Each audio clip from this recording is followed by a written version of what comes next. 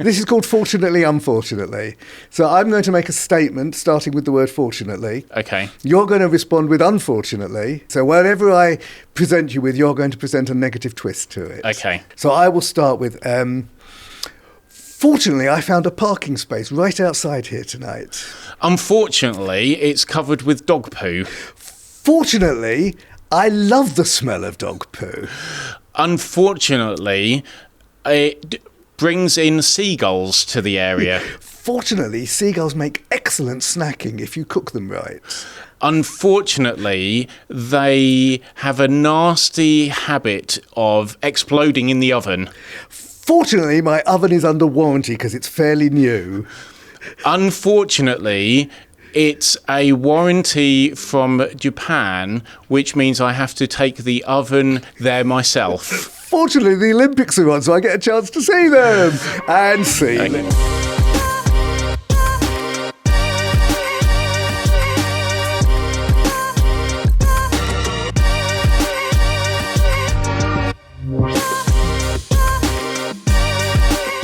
Hello and welcome to the 11th episode of Your Tagline Here.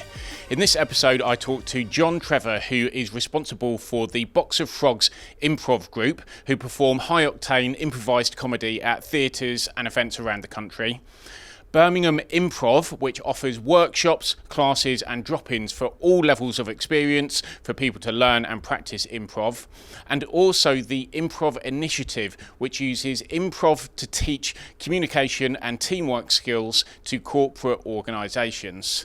On top of that, he's also the mastermind behind the Birmingham Improv Festival, which has been running annually since 2016, although it has understandably been forced to take a break due to the COVID pandemic. During this episode, I find out what improv is, how it can help people to develop a whole range of different skills, and we also play a few games together to demonstrate what it's all about, which was loads of fun. Before we get into the episode, I would just like to mention our sponsor, KitKlab, which is a digital marketing company based in Birmingham in the UK. KitKlab have over 15 years experience and they specialise in branding, websites, digital marketing, social media and more. So if you want to grow your business online, just head over to kitklab.com, which is kiklab.com. Okay, without further ado, let's get into the episode and meet Jon. If you do like the episode, then make sure that you give us a thumbs up and subscribe to the channel to make sure you don't miss out on any future content. Hello, Jon. Welcome to the podcast. It's good to have you here. It's great to be here. Thanks for asking me. No, I'm really looking forward to this episode because I have been along to quite a few of your improv sessions in the past. I did a course that was over quite a few weeks, and then I came to some of your drop-in sessions, and I've really enjoyed doing improv in the past. So it's good to share that with some new people. So first of all, can you just explain what is improv? Well, yeah, good question. It covers quite a broad spectrum of activity, but basically it's people on stage performing with no script, making it up as they go along, working as a team. It's a collaborative art form, so it's art by committee. It's a group of people making up stuff. Most people's experience of improv is in the comedy world, so making up scenes, sketches, songs in the moment, often based on audience suggestions. Yeah, and all of the stuff that I've seen in the past has been comedy, I think. Is there a lot of improv that happens which isn't comedy-based? Not a lot. There are people trying to produce improvised theatre, so like an hour-long narrative theatre piece. I think even if you do that, inevitably there will be humour in there. It's almost impossible to avoid. The comedy of improv is very different from the comedy of stand-up, and it's normally based on either recognition or surprise, and in a way you can't help that happening. Yeah, and from my own experience of doing it and from watching it as well, some of the funniest bits are the bits that just happen by accident. It's not stuff that anyone has planned or tried to do. It's just the accidental stuff that happens. There's a lot of accidents, and we talk about accidents being gold, mistakes being the golden stuff. Because Those are the things that take you off. You used the term off-piste earlier when we were chatting. Those are the things that take you off-piste, and that's when you get to explore a whole new territory because something's changed that you weren't expecting to happen. Yeah, so let's go off-piste now, and can we try a game together to sort of demonstrate it to other people as to exactly what it is? So Have you got a game that we can play as a pair? Absolutely, not easy. Not easy. Not a problem. This is one of the easiest exercises we can do, but it also contains within it all the elements of improv because we're going to work collaboratively. Okay. Neither of us can control the outcome. It's going to take both of us to make it happen, and the end result will be something that neither of us is going to expect or could plan. Okay. And it's really simple. We're going to tell the first few lines of a story together, Okay. but we'll do a word at a time each. Okay. So I'll say a word, you'll say a word, I'll say a word, and we'll see where it takes us. Okay. Once Upon time there was a bear who growled angrily at everyone because he was hungry for acorns. the Acorns were not very fruitful.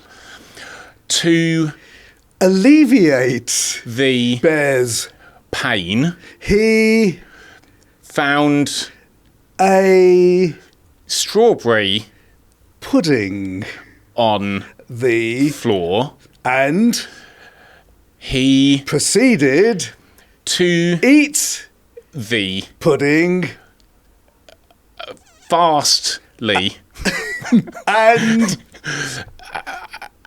and with gusto. okay. Good. So we've done the first two lines of the story. Who knew it was going to be about a bear eating strawberry pudding? Oh, exactly. And I think that is a really good example and a very simple demonstration of what you can do. And actually, it's something that people can do themselves. Oh, yes, it's endlessly entertaining. If ever people are bored of just talking and making conversation between themselves, let's play an improv game. Car journeys, perfect. Yeah, and I used to do that sometimes with friends in a pub. What's there one called where you have to say 5 things with a particular topic? Yeah, name 5 things. Yeah. And that we tend to encourage speed rather than accuracy. Yeah.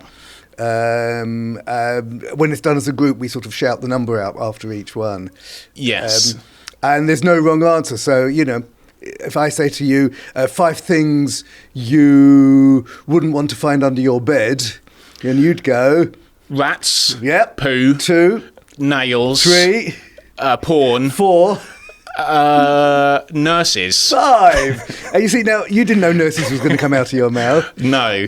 And I really like that because I think that sometimes, and I'm very guilty of this, is I try to prepare what I'm going to say and I try and make it perfect. And one of the things that I really liked when I did do improv with you was it was like training myself to be a lot more spontaneous and to just deliver whatever the conveyor belt in my brain delivers rather than having to make everything perfect. I truly believe, A, that everyone is much more creative than they imagine, and that your unconscious mind is infinitely creative.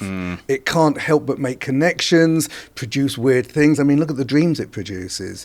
And the main problem is that the prefrontal cortex, the bit at the front, wants to edit all the time, edit and control. But if you learn to let go of that, new and interesting stuff comes out, like nurses under your bed. So I know that doing improv is just a fun thing to do. Yeah. And like I've mentioned, it can help to sort of train ourselves to be less planning about things and just be more spontaneous. Are there other benefits that doing improv will have for people? About 1 million. So if we're talking about people in everyday life, it's good for confidence. It's good for improving your listening because the only thing we have on stage is what each other say and do. And so if you're not noticing what each other say and do, if you're lost in your own head, it's not going to work. So it teaches presence, it teaches emotional intelligence because you've got to read each other. It teaches teamwork, it teaches leadership, and on and on and on and on. It's a huge bundle of transferable skills. I think it is a great thing to do for fun and also to develop ourselves. So I would really encourage people out there, if they haven't tried it before, then find your local improv group, and if you're in Birmingham, then look up for Box of Frogs. Yeah, or Birmingham Improv. I'll talk about the brand. Yeah, let's go into that a little bit later. So first of all, I just want to explore your improv journey and how you got involved in it, first of all, why you got involved. And yeah, the questions. Okay. How and why? In a previous existence, I was a theatre director. Okay. For a long time. And I used bits of improv in the rehearsal room occasionally, but never as a performance. So actors will often use improvisation as a way of maybe developing character, but there's a difference between doing that and standing in front of an audience and creating something watchable. So I knew a bit about it. I gave up the theatre in 2000. I burnt out, as people tend to in those kind of worlds. And for 8 or 9 years, everything was fine, and I was happy doing what I was doing. And I just started to miss that thing eventually after 8 or 9 years. I'd read a book on improv, and it looked like fun, and it sounded like fun. So I looked around Birmingham for a class or a workshop or something, and there was nothing. This is 2009, and there was absolutely nothing. I couldn't believe it. So I did the ridiculous thing, which was print up a load of flyers. Okay. And offer to teach a workshop, having never done it. I know, but which is very brave. Well, reading a book is more than the other people. So at least you're one step ahead of them. I was one book ahead of everybody else. But I'm sure also your experience in theatre in general helped massively as well. Absolutely, and of course I have to add, since then I have been on lots of training courses and done lots of workshops with other people. I got a slightly better grasp of what I'm doing now. But that was my introduction, and that was 11, 12 years ago. Okay. And I just started teaching on a one night a week, doing a workshop. And after a year or two, people said, shouldn't we be performing this? And I was like, oh, okay. And so some of us started doing gigs upstairs in bars and just, parts of other people's cabaret. And then gradually out of that, Box of Frogs grew to be a thing. Okay, so yeah, let's just go into the branding now, because I know that you've got Box of Frogs and Birmingham Improv. And also Improv Initiative. Yes. So let's go. What is Box of Frogs, first of all? Okay, so Box of Frogs was just anything I did for many years. I just called everything Box of Frogs. And it became quite a muddy, confused brand. So I've used the pandemic, because nothing was happening for a year, I used that as an opportunity to rebrand. So Box of Frogs refers to a performance group. And it's a fixed group of people. Fixed as in, people, we take on new people occasionally and people leave occasionally, but it's a fixed group of people who perform comedy in clubs, theatres, wherever we're booked. And we've got, half a dozen bookings between now and the next couple of months. Okay, so now theatres are open again, then you're able to go in and perform at them. Absolutely. So we've got 3 nights at the Stroud Festival. Okay. We've got a night coming up at the Glee Club in Birmingham and stuff like that. Oh. So that's Box of Frogs. Okay. Everything else I do comes under the umbrella of Birmingham Improv. Okay. So Birmingham Improv is actually a CIC. It's a community interest company that offers workshops, drop-ins, teaches classes, does anything it can to promote performance improv. So if people want to learn how to do improv, they can go to the Birmingham Improv website, and there's workshops and drop-ins available for people to go along to. At the moment, there's just drop-ins on a Monday night, because we're literally just starting up from the pandemic. So as soon as we could, we started meeting in the park and doing workshops. Okay. That's faded now as indoors has opened up. So at the moment, there's just Monday night drop-ins. From September the 16th, I'm going to be teaching a structured course like you did at the Midlands Arts Centre. That will be a 12-week structured course with a possibility of a show at the end if people want to do it. Okay. And that will be running 3 times at the MAC over the course of a year. If people want to go along to a drop-in, for example, are drop-ins okay for people who have never done it before? Absolutely. Okay. So yesterday, what are we on today? Monday, 4 new people showed up that I'd never seen before. Okay. And it was fine. We just look after everybody. Yeah, and that's something that I found by going to the drop-ins. It is very welcoming for new people, so you get a little bit of guidance if you've never done it before. And if people want a more structured course, then they can come to a 12-week, and you actually do get taken through all the steps of how to get good or how to approach improv. Yeah, and it's really nice that you can do it with all mixed abilities, so it's not just beginners and advanced, it's everyone doing it together. Yeah, I mean, depending on who shows up, I'll tend to tailor what we're doing to be more challenging or less challenging, or I don't want to scare people off on their first visit, and I don't want to bore people who've been doing it for years. So it's always finding a balance between the two. And if people do come along to a drop-in, what could they expect to experience? Sure. Because I'm sure that there's a lot of people that might want to go to improv, but they're a little bit scared because they don't have a clue what it would actually involve. Yeah. We teach improv through games, through play. And the great thing about play is everybody knows how to play. In fact, without getting too anthropological about it, all mammals play. Okay. And that's how mammals learn and how they socialise. And humans are no different. We play to learn and we play to socialise and to groom each other so that we get on with each other. And we all know how to play. But we play games with a purpose that teach us certain skills. So we just played the word game. So we'll play games like that individually, in pairs, in a group, that teach skills. And then each week I'll pick a topic that we'll look at, and I'll play some games that lead us towards that topic, and then we'll do some exercises and maybe bits of performance that use that. So I might do an evening where we just all play with gibberish. So there's no real words, everything's just vocal noises, and we do scenes or we talk to each other and just practice gibberish. Can we have a go at a game that involves gibberish? Yes, this is what's going to happen. Okay. You're going to be a visiting lecturer, and I'm going to be your translator because you don't speak English. So you're going to give a lecture on the use of, I can see some folders over there, the use of folders as a weapon of war. Okay. Okay? So you're going to give the lecture, you're the learned professor, I'm going to be your translator for the English-speaking audience. Okay. If you'd care to start, Professor.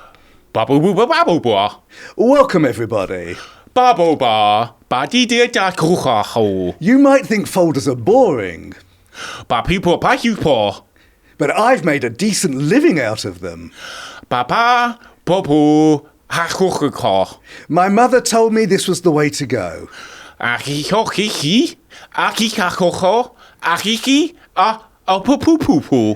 she was right, because not only are folders interesting, but they are a lethal weapon. Papa. However, always make sure you are wearing your protective clothing before picking up a lethal folder, or you could hurt yourself. Well, that's enough for now. Okay. Thank you. That was good fun. But let's just talk about it. So we had to work together. Yeah. I was looking at what you were doing and the emotion with which you were doing it. Okay. And trying to translate it, but not necessarily completely accurately. So I would throw in spanners back to you, which you would have to react to. Okay. So I would say, I brought your mother into it and gave warnings, and you had to change what you were doing to make sense of what I said, and I had to change what I said to make sense of what you were doing. Yeah, it's very interesting, and I was trying to focus my communication with my body language and my facial expressions and my vocal tonation, because I was trying to give you something to work with when I wasn't actually saying any words. And the great thing about gibberish is it frees people up to do exactly that. People tend to be more expressive, more physical, more emotional, because they're not locked in their prefrontal cortex trying to think of the right words to say.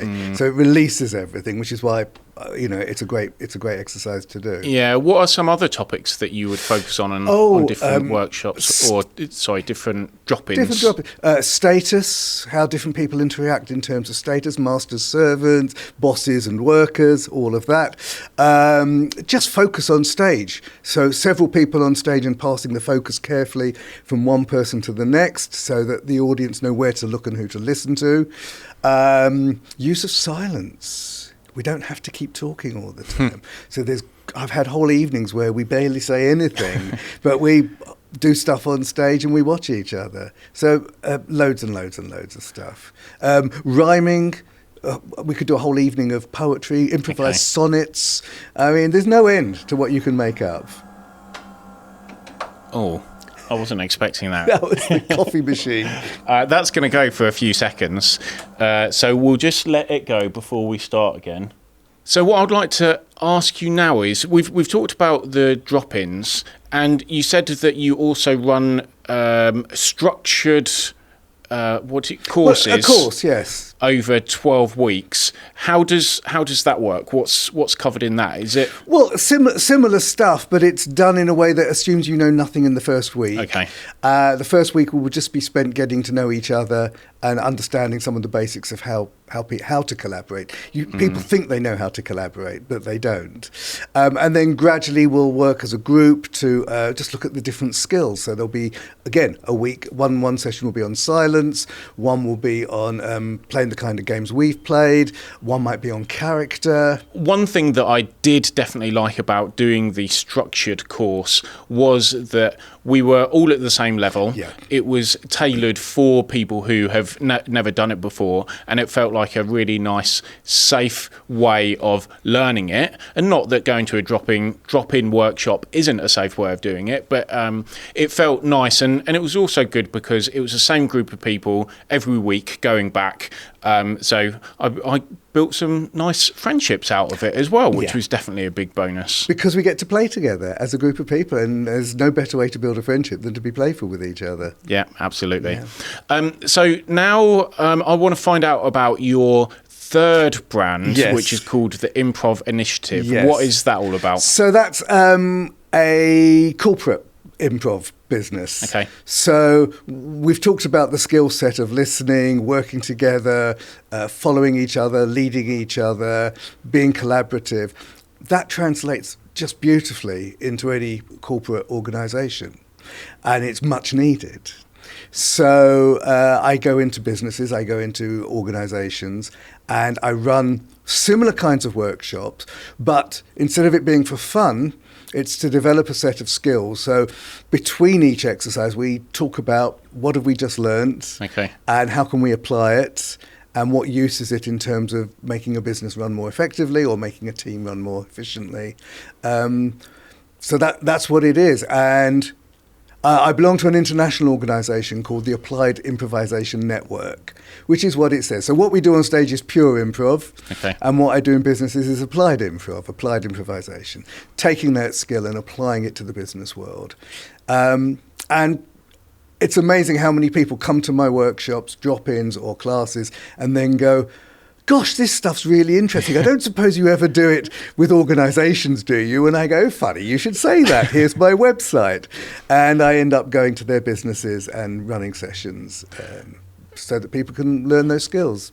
I think it's a great way of doing it because I worked in the corporate world for about 20 years, and I went on lots of different training courses in lots of different things, including communication. And most of the training that I had was quite dull and boring, and I don't really remember that much about it. So I think learning those communication skills, which are really important in the corporate world to make sure that people are working effectively well together as teams, doing it in a fun way like improv means that people are actually more likely to remember it and more likely to use it. And I also imagine that it's a great way of just team building in general. Yeah. So it's fun anyway. So people are having fun together. But in all my training work, because I do other kinds of training as well, I do presentation skills and interpersonal stuff, my abiding motto is you can't learn to swim in the library. So books can only take you so far. You have to jump in and splash about and do the stuff. And everything I do in terms of training is experiential. So it's all very well to talk about how are we a team, but you have to do it. And so we set up improv challenges that involve working as a team. And I mean, I don't want to take us too far off piece, but I've got a whole theory about there's a difference between teamwork and collaboration. Okay. And people don't necessarily know which one they're doing, and that can cause problems within teams and groups, because some people think they're doing one and some people think they're doing the other. Okay. So I know we are going off piece, which is okay, but it's something that I'm interested in.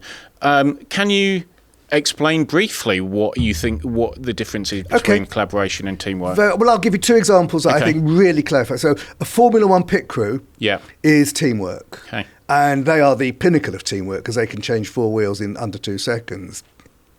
So a team has a fixed goal.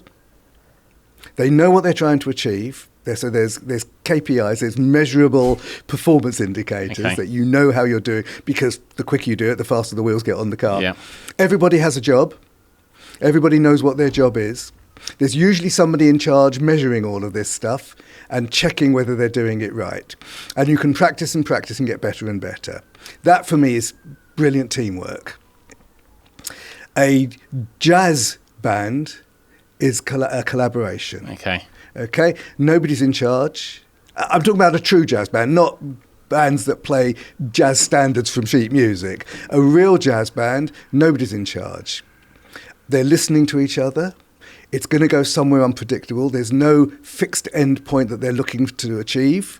They're exploring together to find something that nobody could have done alone, like you and I did when we did the word game. Okay? It's true collaboration. There's nobody has a fixed role. Everybody's working together. Sometimes one person's leading, sometimes another person's leading. Somebody has a solo, somebody does a filler, and we have to decide all together when it's reached the end and when we've achieved something. So two very different activities. But if you're in a team and you think you're collaborating, and every time you make a suggestion you get told to shut up because you're in a team and you've got a fixed job, doesn't work. If you're collaborating and somebody thinks they're in charge and should be telling everybody what to do, doesn't work. I've not really thought about that before, but you are absolutely right. And there is a big difference between those two types of working together, and it is important to know which one you're doing. So when I do corporate stuff, I give people an experience of both. I give them a team exercise to do, and I give them a collaborative exercise to do, and then you can feel the difference. You can actually experience the difference of the two things. So when you started the Improv Initiative, was that something that happened by accident because people were coming to you asking for it, or was it something that you deliberately wanted to put together and started putting out there? A bit of both, more the second. So I came across the Applied Improvisation Network. I'd already done a lot of training work in the gap when I'd stopped being a theatre director. I'd already done a lot of presentation skills, a lot of customer service stuff. So a lot of stuff that involved people working together or communicating. I came across the AIN and realised there were other people doing what I'd been thinking about. This country is much less advanced in terms of applied improvisation. So in the States, all the big improv schools like Second City have a corporate wing, and companies come to them all the time and ask for stuff. In Europe, it's very well known. Here in the UK, on my website, I wrote a blog that sort of sums up some of the British attitude to applied improvisation, and I titled the blog that sort of tells you what the answer is. And the title of the blog is "No Thanks, We've Got Enough Comedians Here Already," which is a sort of typical British corporate attitude. So if I approach companies and go, "Hi, would you like me to come in and do some applied improv?" that's the kind of response I normally get. So most of it happens by people coming to my workshops and realising the power. So I've done quite a lot of work in the NHS. I was doing a load of work with the Walsall Manor Hospital until pandemic stopped it all. I used to do stuff with Heart of Birmingham when it existed. So, and I've worked in, I'm trying to think, I worked with the Enterprise, the Birmingham and Solihull Enterprise people. Yeah, people come and ask. Yeah, and I can see how going out to businesses, you might get sometimes not the nicest response that you would want, because people have a perception about what it is, and they might think, oh, well, yeah, we don't want any of that. But if people have actually been through the experience themselves, then it helps to drive it from inside the organisation to come to you. Absolutely. Rather than you trying to push it out to people. If you haven't experienced it, it's really hard. You know, I'm going to come into your firm, we're going to play a load of games, and you're going to pay me. Yeah. Especially for, I can see how some modern organisations like the Googles of this world would be totally up for that kind of thing, but then some of the more traditional organisations like banks or old public sector organisations might not completely understand the value of it unless someone who is within the training department has actually been through it themselves. Yeah. You've also organised a improv festival in Birmingham, haven't you? I did. There's been 3 so far. Okay. And there hopefully will be another one next year. Excellent. How did that all come about? Much the same way as I put up the flyers, I went, we should have a festival.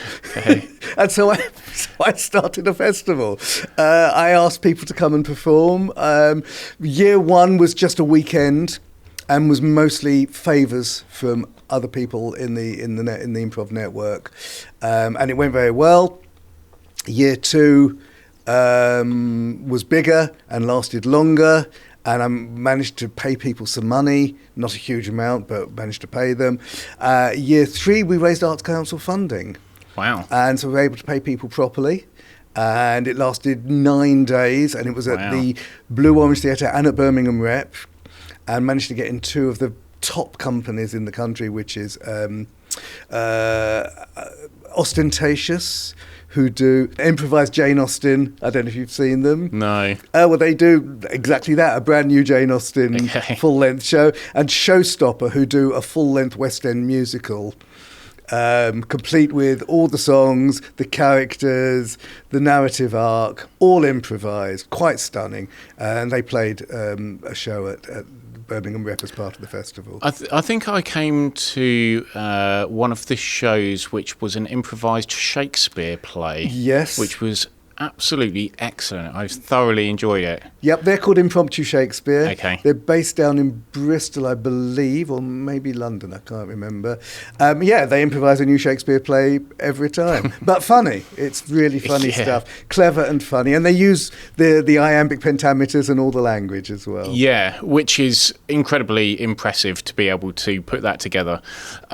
So what's the plan for the future with the Improv Festival?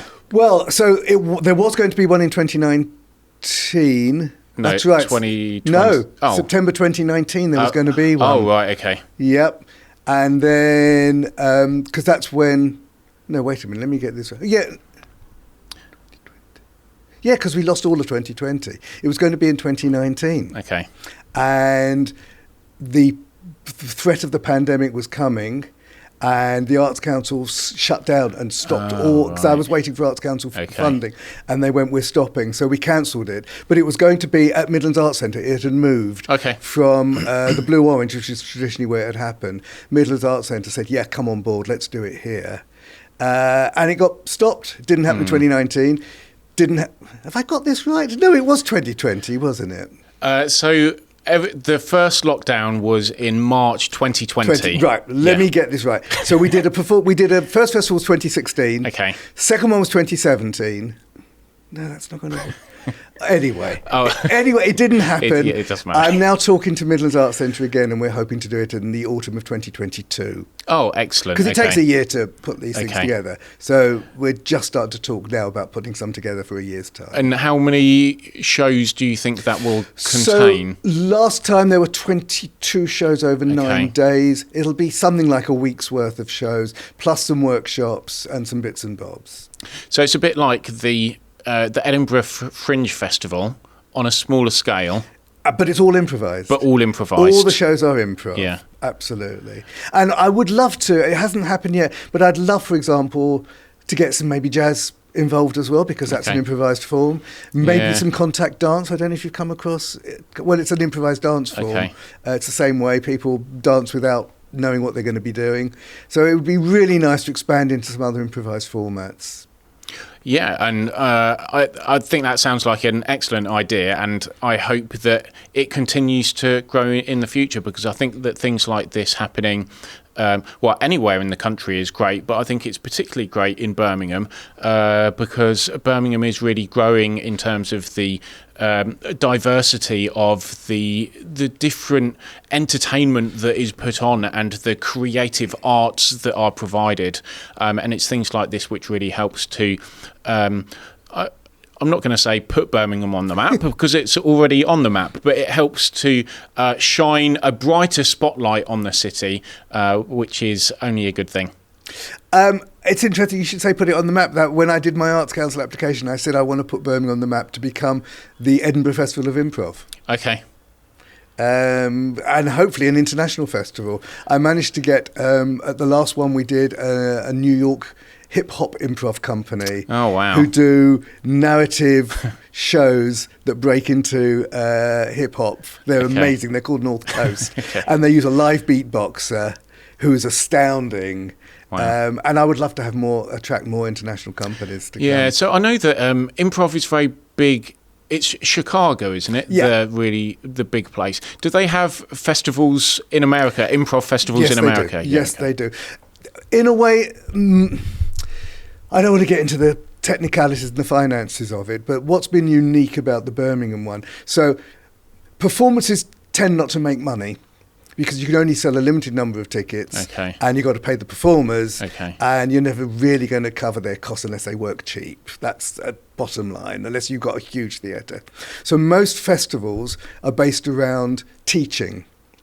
So you get top quality American, European, British teachers. You get improvisers coming all over who want to learn. It's workshops all day, and then as a bonus, they put on some shows in the evening, usually from the teachers themselves. Oh, right, okay. That's the traditional festival model. What I did in Birmingham was focus on shows. And the only way I could do that was to get funding. Okay. So it's because we have an arts council in this country, America, there's no equivalent. Oh, right. I could get funding. But here's the interesting thing. The Arts Council don't fund improv, really, because they don't know what it is. It's not drama. It's not stand-up. It's not new writing. It's not combined arts. It's this weird thing. What I managed to get funding for is a festival. They do fund festivals, but they don't really fund improv at the moment because it doesn't fit quite into any of the categories.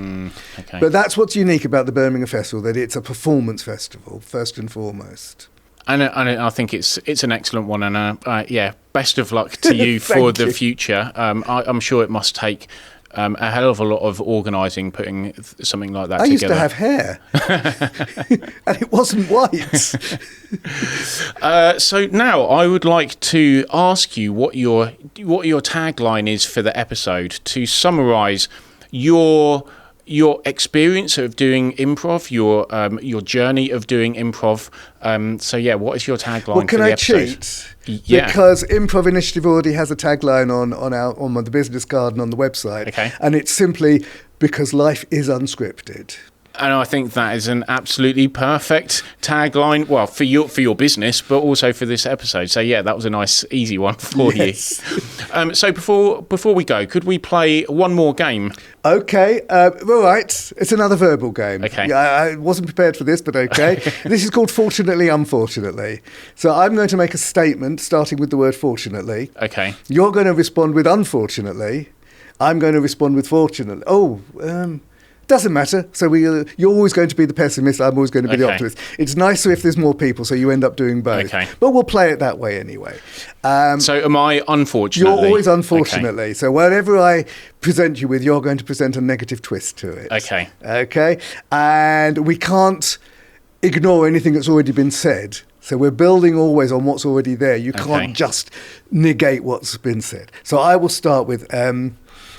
Fortunately, I found a parking space right outside here tonight. Unfortunately, it's covered with dog poo. Fortunately, I love the smell of dog poo. Unfortunately, it brings in seagulls to the area. Fortunately, seagulls make excellent snacking if you cook them right. Unfortunately, they have a nasty habit of exploding in the oven. Fortunately, my oven is under warranty because it's fairly new. Unfortunately, it's a warranty from Japan, which means I have to take the oven there myself. Fortunately, the Olympics are on, so I get a chance to see them. And see, let's stop it there. So that's another typical game. So again, it's responding to each other, listening, and dreaming up stuff. Okay. Lovely. Thanks for providing lots of entertainment in this podcast, and thanks for sharing your story about improv. If anyone is interested in going along to any shows, or if anyone is interested in doing any of the workshops, or if they want you to come along for the business, I will leave links to all of those businesses in the description for the podcast and also on YouTube. So just to be clear, for shows, it's the Box of Frogs website. For workshops, it's the Birmingham Improv website, and for corporate stuff, it's the Improv Initiative website. Okay, lovely. Thank you very much, Jon. It's been excellent to have you on here. It's been nice to see you again. It's been a pleasure. Thank you for playing along. I hope you enjoyed that episode with Jon. Next week, we'll be speaking to Eamon, who has set up a business called Hive, which helps other businesses to manage their customer marketing activities. To make sure you don't miss out on that episode and all future content, please make sure you subscribe to the channel, and I will see you next time.